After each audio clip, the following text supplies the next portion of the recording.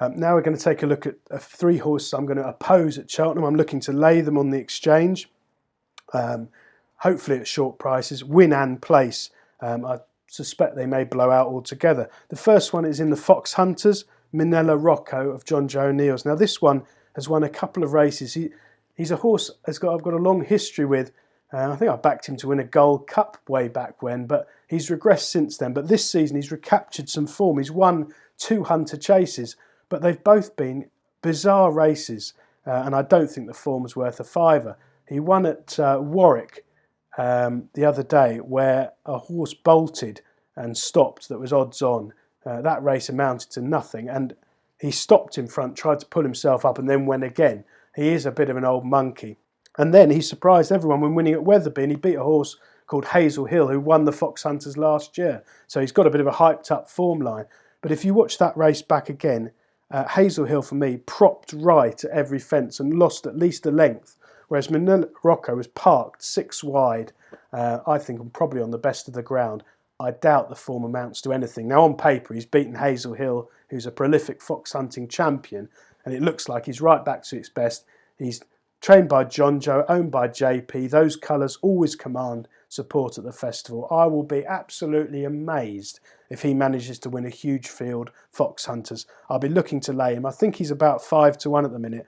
I suspect the move is to lay 5-4 or 6-4 a place, and I'll be doing so quite heavily. The other one I don't like at all is Forheen, who's obviously a horse who's been the story of this jump season. He's gone chasing at a late stage in life. He's trained by a genius in Mullins, and somehow he's resurrected him from being pulled up a year or so ago with a heart problem to becoming a really good chaser. And he won at the Dublin Racing Festival in January at Leopardstown, and that was a pretty remarkable run. He was parked up the inside, and, well, his jumping, he lost half a length to a length at every fence. I wasn't taken by it at all. He still doesn't look a natural. He props into the fences. Now, he's got such a good engine and a high cruising speed. He's a top class horse with an amazing record. He's got a huge following of Irish punters. He's not absolutely guaranteed to go to the festival, but I think they're going to have to chance him. If they don't go this year, they never will. And I'll have to lay him a place. I think his jumping will get found out round there. He'll lose ground, and he's one to take on at a short price to be placed. And finally, my other strong view is in the Gold Cup, where I really don't fancy the English horses at all. Both Santini and Clan des Obeaux are going to be under 10-1. Santini looks like being about 5-1 at the moment. I don't think the form is any good at all. I really liked Santini last year, ran really well in the RSA chase at the festival, and was actually in front of Delta Work, who reopposes in the Gold Cup. But this year, Santini has not looked the same horse. He ran at Sandown first time out. Maybe he needed the run, but he was very laboured. He jumped slowly. He looked thoroughly mulish in front. I didn't think he wanted to be in front at all. It was a poor handicap form, basically.